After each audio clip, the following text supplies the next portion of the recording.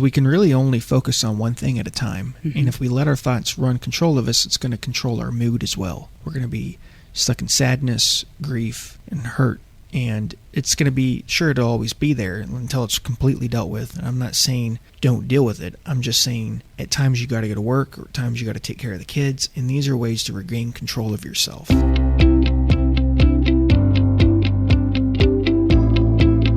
You're listening to Healing Broken Trust podcast with Brad and Morgan Robinson, where we talk about healing from affairs, infidelity, trust, and cheating in your relationship from the perspective of a professional marriage therapist and affair recovery expert. If you're wanting to heal your marriage, this podcast is for you. And we're on episode 11, where we're talking about ways to manage the crisis, and specifically with this question of how do I keep my world from falling apart after the affair? So that's really important. And quickly, before we move on, I want to remind you to go to healingbrokentrust.com/episode 11. That's episode and the number 11. To really get the downloads, actually, to get the free downloads that we have there for you and gain a better perspective on how to work through this process. All right, so that's healingbrokentrust.com/episode 11. Download those free resources and let's get started.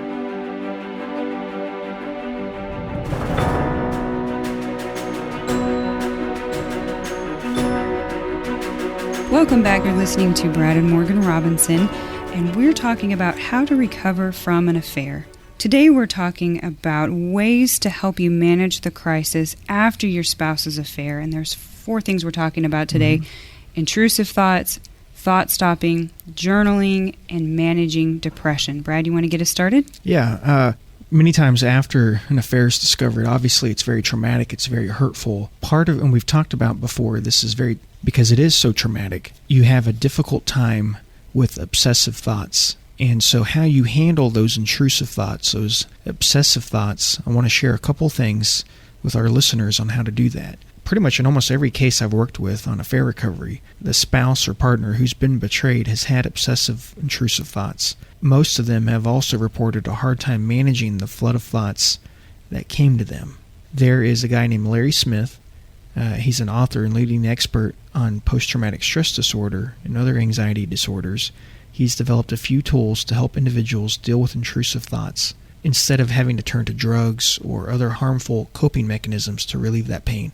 And one of the things that he's developed is really grounding your body. Mm-hmm. And let me explain this. Grounding yourself and grounding your body. Grounding yourself means doing things that bring you back to the present instead of focusing on the past and letting your mind drift into the affair. You're focused on the here and now. You're learning and practicing this will help you gain a sense of control over intrusive thoughts from the past, and it frees you from worrying about the affair happening again. And there are multiple ways to do this. And one of those is grounding your body.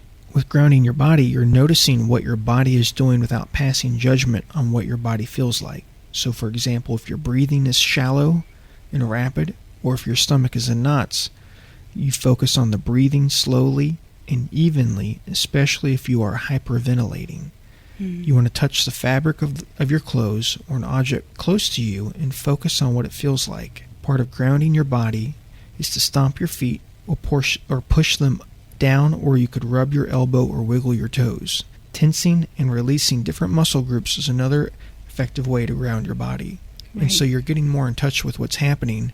You're not passing judgment on it. Right. And you're paying attention to it. Yeah, and it actually helps you feel better. Right, because oftentimes you can drift, your mind can wander, and you can feel your body getting tense and tightening up. But if you say, oh, I'm going there again, and you start to come to the present moment and feel your body in the now, then you're starting to slow your breathing, and you're starting to really relax, and it's going to take you away from the stress and those intrusive thoughts. Is that the idea? That's the idea, and that will help with the intrusive thoughts. Right. Another way to help with the intrusive thoughts is, and I know what I just said on grounding yourself, grounding your body, that sounds bizarre. Try it. Just try it and see and do it for a little bit and see what kind of results you get. And if you feel awkward doing it on your own, maybe go to like a yoga class or a breathing class and just practice relaxing. Maybe even get a CD with relaxing music. Yeah, on how to relax, and that'll be very helpful. Very helpful. Another way to handle intrusive thoughts is what's called thought stopping. Mm-hmm. And with this, what you do is you just tell yourself, stop it. I'm not going to think about this. Stop it. Again, this will be probably difficult in the beginning, the immediate aftermath, because you're still very much a crisis. But as time goes on and as you get better, you can start choosing what your thoughts are going to be. And with thought stopping, you want to basically tell yourself, stop it, then have predetermined thoughts that you're already going to choose. You can have scripture verses on a note card. You can have lines of poetry. You can have your goals written down. You can have affirmations written down. You want to have something predetermined that is going to make you feel better, and that you can say to yourself, instead of having these wild thoughts control your mind, you can just say these things out loud to yourself. And it can be a prayer that's written down or a prayer book that you have, and you can just read it out loud, and it'll help you start controlling your thoughts and regain mastery over them, and it's not controlling you. Right, and it's helpful to say it out loud as well. Mm-hmm. Say, Very nope, helpful. Stop, I'm not going to think of that. Stop now and think on the things you want. Yeah, because we can really only focus on one thing at a time. Mm-hmm. And if we let our thoughts run control of us, it's going to control our mood as well. We're going to be stuck in sadness, grief, and hurt. And it's going to be, sure, it'll always be there until it's completely dealt with. And I'm not saying don't deal with it. I'm just saying at times you got to go to work, or at times you got to take care of the kids. And these are ways to regain control of yourself. Yes. And so thought stopping is very helpful. Handling those intrusive thoughts with the grounding yourself and grounding your body, that's also helpful. Right. And another helpful way, Morgan, do you want to share that with us? Sure, yes. Journaling. Journaling is very helpful. I personally enjoy journaling, but there's a social psychologist, Dr. James Pennebaker's, and he did research that identified 2 traits of individuals who cope well along the journey to recovery: an outlet for their feelings and a mindset about the trauma that fosters closure and clarity. So he talks about that, and he believes journaling can help with that. Dr. Pennebaker found that those who confided their emotional wounds in writing experienced dips in their mood as they were writing, but ultimately felt significantly happier and less anxious than the students who did not spend time journaling. Mm-hmm. And he did a study with one of his classes, and he had his students do that. Oh, true. Yes. So journaling reportedly gave the students and the people that he worked with increased clarity about their trauma and brought them to a place where they could think about it more easily. And the exercise also improved function and participants' immune systems, which is amazing. Dr. Pennebaker concluded that confiding helps individuals confront, understand, and mentally organize the trauma, lessening its damaging effects. So that's pretty amazing. And I think if you're putting those feelings and thoughts onto paper, it's almost taking it off your shoulders. Mm-hmm. And I could imagine that would help your immune system. It really does. It's amazing. And, Morgan, there's some different ways that journaling can become more effective. When you do begin to journal, you really want to remove distractions. It's important to locate a fairly secluded space where your focus won't be impeded by people, noises, or other distracting stimuli. Right, and you want to be consistent. Consistency is very important. And I remember Dr. Pennebaker recommends journaling for 15 to 30 minutes on 4 to 5 consecutive days. Mm-hmm. And that's really important. And just being consistent with it, because it'll help you. Sure, you might feel a little worse when you're writing, but when you're going to feel better because you're dealing with it. You're not putting the pain away. You're not putting the trauma away. You're not stuffing it. Yeah, you're not stuffing it. And sometimes moving past this is like hugging a cactus. Right. And I tell people, like, you go out you're out lost in the desert, and you got a terrible sunburn on you, and you're dehydrated, and you meet a person that lives in the desert. And this person is not wearing very much clothes. They look like they're also skin burned, but it's not destroying them. It's not peeling. It's not painful. And they told you how they got better. They said, "See that cactus over there? I went over there and hugged it. It helped my skin. It healed my skin, and I no longer felt dehydrated, and I can survive in this desert." And in a way, that's what this is like. We're hugging a cactus when we're journaling, when we're dealing with the affair. when we're talking about it with our spouse is it feels horrible when we're doing it. And you got to squeeze that cactus tight. You got to wrap your arms around it, and you got to bear hug it, right. and it penetrates your skin, and it's already sunburned, and you're dehydrated. But when you're doing that, it has healing energy and has healing properties to it, and that's what we're doing. And lo and behold, you get better, you start feeling better, and that's what affair recovery is like in a lot of ways. You're hugging a cactus. Yeah, and I really like the next thing, inspiration. Beginning with the traumatic event can spur the flow of writing, as long as it's not a topic that's so upsetting that it becomes a distraction. Sometimes you can use a journal that has topics to write on. I'm sure there are a lot of helpful journals out there. Yeah, and Morgan, that brings up the idea of being honest. This is your journal. It's a wonderful outlet to address topics you often think about but are too uncomfortable to admit to yourself or too embarrassed to discuss out loud. Writing can sometimes help you make sense of your feelings and therefore deal with your trauma in a way that conversation or internalizing simply cannot do. And you're writing for yourself. And so it's important that this is also very private. It's important to write with no one's thoughts, opinions, or approval in mind, but your own in order to ensure total honesty. And some of this, because there is heightened emotion there when you're writing about something as difficult and painful as an affair, is even though you may feel strong emotion for a short period after journaling, most people do report having felt a sense of relief and peace as the long-term effects of journaling. Most people report feeling a sense of peace as the long-term effect of journaling. Right. And so having a clean slate, this is a valuable opportunity to cleanse your mind of worries, and many have experienced relief from insomnia by journaling before they go to sleep, which is really nice. Kind of gets all those crowded thoughts off your head, off your plate.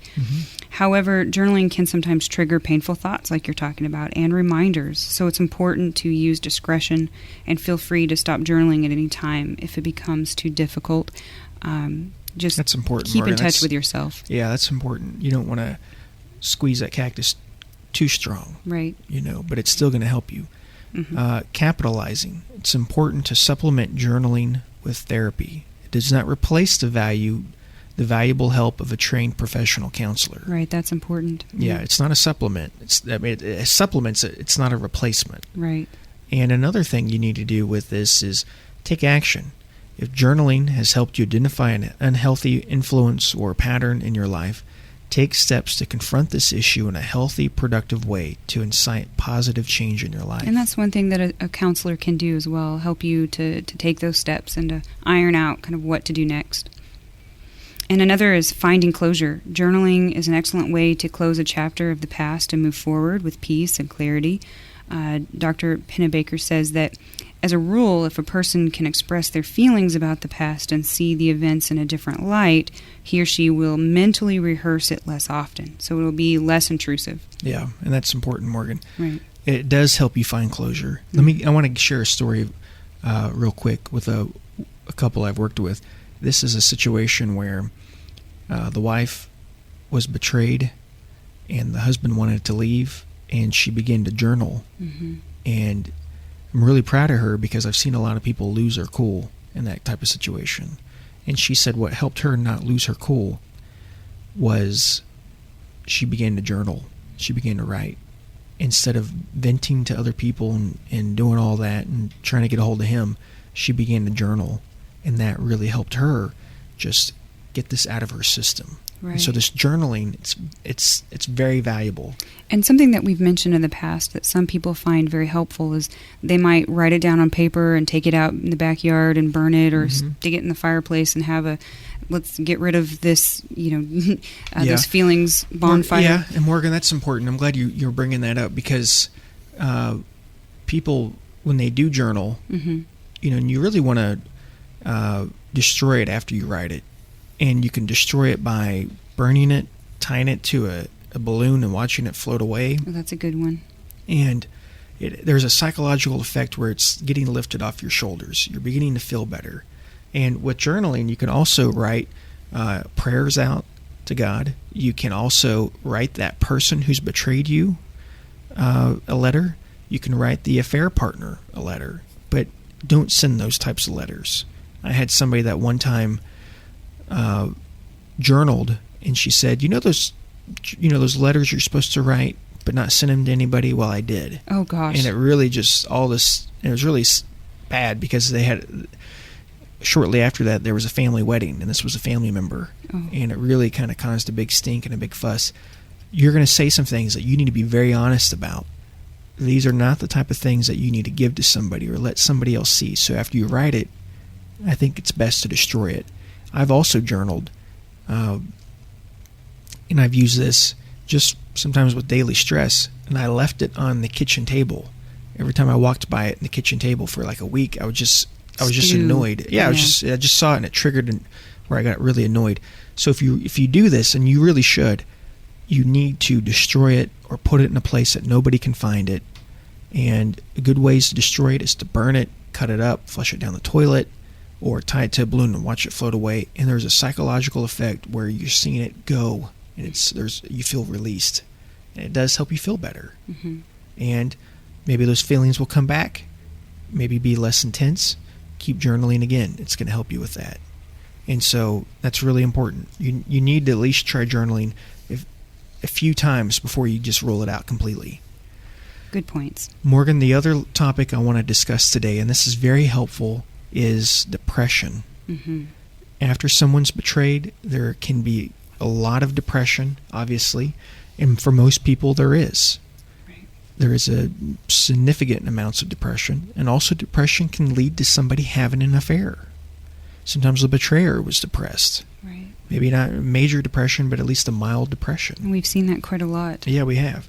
And here's how depression can play out in your relationship. The depressed partner will typically withdraw out of the relationship because they're depressed. The other person, the non-depressed partner, will feel frustrated and powerless to make a difference. And they will respond usually with frustration and criticism, which makes the depression worse. And depression can feed the negative cycle in that relationship. So if you're depressed, the more critical you become, the more you'll withdraw. And many depressed people want to change their surroundings, and that sometimes means leaving the marriage. And depression is common right before an affair. It's a precursor to an affair. And so people who are depressed tend to be critical and irritable, or they're withdrawn and they shut down. And how someone if you're married to someone who has depression, the most common way that spouse is described is they're lazy. Mm-hmm. That's the best description that's given of them. Yeah, and sometimes we've heard where people, they sometimes seek an antidote to their depression because their mood is so low and the chemicals are so low. They sometimes an affair can pull them out of that depression for a temporary time. Yeah, exactly, like limerence. Right. You're depressed, you meet somebody, it feels good. Because of those chemicals that are released in the brain, it kind of takes away the depression for a time, and so they become somewhat addicted to it sometimes. Yeah, exactly. There's also, if you're depressed or if your spouse is depressed, you need to know that being critical and judgmental makes it harder for your spouse or partner to recover. Mm-hmm. And 50 to 70% of all mothers suffer from postpartum depression. Wow, that's a high number there. It's really high. Depression, it disrupts sleep and sexual desire. And many times conflict is simply caused because one of the spouses is depressed. Mm-hmm. They're critical, they're irritable, or they're withdrawn. And so also when someone is depressed, they have a hard time expressing their needs. They have a hard time accepting anything from their partner. And that's really important. That is, yeah. Right, and so kind of the symptoms of depression, a few of them are difficulty concentrating, remembering details, and making decisions, persistent sadness, anxiety, or feelings of emptiness, persistent aches or pains, headaches, cramps, or digestive problems that just don't ease with treatment, fatigue and decreased energy, feelings of guilt, worthlessness or helplessness, feelings of hopelessness and or pessimism. Sometimes people say they have insomnia or early morning wakefulness or issues with excessive sleeping. There's irritability and restlessness, like you had talked about, loss of interest in activities or hobbies once pleasurable, including sex, overeating and appetite loss. And of course, we're not diagnosing anyone. These are just some symptoms that people who are depressed, they do experience. And if you're depressed, obviously getting help for that is really important. And it's important to remember that depression is common. If you have it, you're not weak. Right. You're human, and it's treatable. And there's different types of depression. So there's some that need medication and some that don't. Some are just situational, right? Yeah, and exactly. And part of this is getting help. Depression is common, it's treatable. Here's some things that you can do that may be helpful. One of those is professional help. Right. If you're depressed and it's causing you to have an affair, you may need professional help. If you're also depressed after your partner's affair and that depression isn't lifting, you may need professional help. And so here's some things that you can do. One of those is just taking a warm bath. Warm water helps with depression. Interesting. That's important. Yeah. Physical activity. You need to get moving. You need to go to the gym. Even going with your spouse or a friend, going walking. But physical activity will help with depression, and that's huge. Talked about journaling as well, right? Yeah, journaling will help with depression. And finding ways of connecting with your spouse. If you can do that around physical activity, that's great. If your spouse is too depressed and they don't want to walk with you, give them the room to have that ability to say, no, I don't want to walk right now. And don't believe that it's personal. Depression is not really personal, typically. Yeah, and that's what people typically, they feel like, gosh, why are you upset? Why are you why are you this way? I can't shake you out of this. And what did I do wrong? Yeah, what did I do wrong? Or, you were always blah, blah, blah. You always acted this way. And the non-depressed spouse will feel like it's personal when really it's not. Right. They're really stuck in a very depressive state. And so, what's really neat is how getting a pet can help people who are depressed feel better. Many times people who are depressed connect better with animals than with people, so getting a pet is helpful. Interesting, yeah. Accepting appreciation and giving appreciation back to your spouse. This can be hard, so you need to practice small things often. Express appreciation after appreciation, at least one time a day or the first week. So expressing appreciation is important. It's very helpful. Because if you're depressed, you're typically critical of yourself and you have negative thoughts. And so hearing somebody else appreciate you, it's really important. Another thing is just check in with each other. Ask how each other's days are going. Discuss how events are going. Listen. Don't judge. Don't try to give advice and fix. Just listen. And also, Morgan, I like what you said about appreciating, but another thing is encourage your spouse to have dreams and to follow them. Encourage them to have goals. And because depressed spouses typically don't feel like they're entitled to have any dreams. Depressed people often don't feel like they can voice their dreams because they don't feel like they deserve to have any dreams. Gosh, yeah. And so encourage your spouse to follow their dreams and to have them. Right. And have fun together. You need to go out and have fun together. You're trying to go out and have a good time. Don't be cranky and mean. Don't ruin the mood.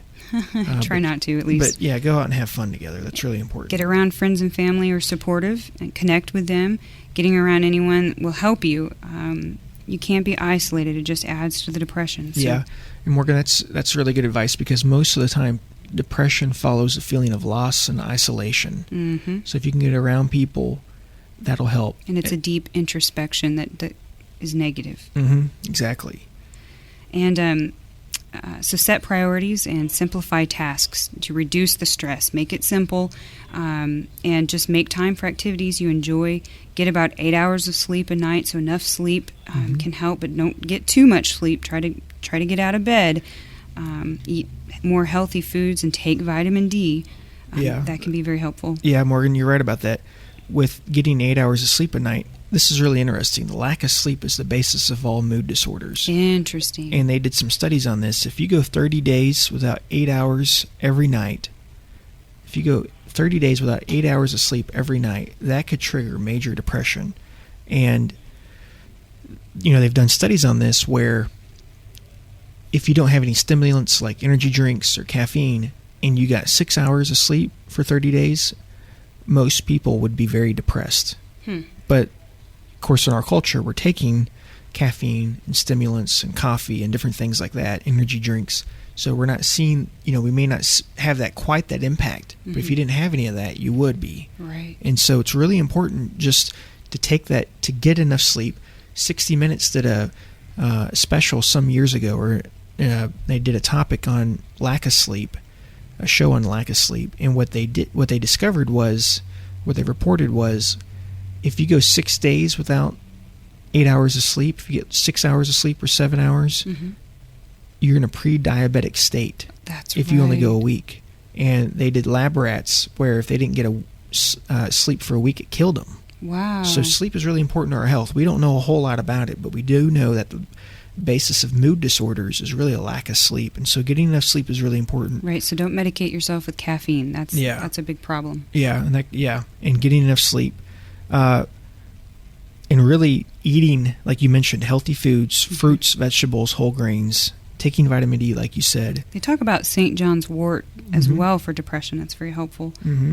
Fish oil, St. John's wort. Those are some things, if medication isn't something you want to do, those are natural alternatives. Right. And again, set goals for yourself. Someone once said, happiness is the pursuit of a goal. Moving forward, having something that you're working towards, it creates those positive endorphins. You're feeling happy, working towards a goal. And again, get professional help. And having a secure base with the one that you love, your spouse, really helps. If you guys can work together, you can really defeat depression. Yeah. There's a lot that you can do. Yeah. And Morgan, let me say this. We're out of time, but let me say this. One of the most important things that you can do with depression is to get treatment. Part of what we're talking about is overcoming trauma. I heard this from someone, I can't give our listeners who said this, but they were talking about how effective treating trauma is. They said it's 10 times more effective if you go to individual therapy than if you just take medication for it. Interesting. And so get individual help. If you have it, it's not going to go away on its own. You're not weak.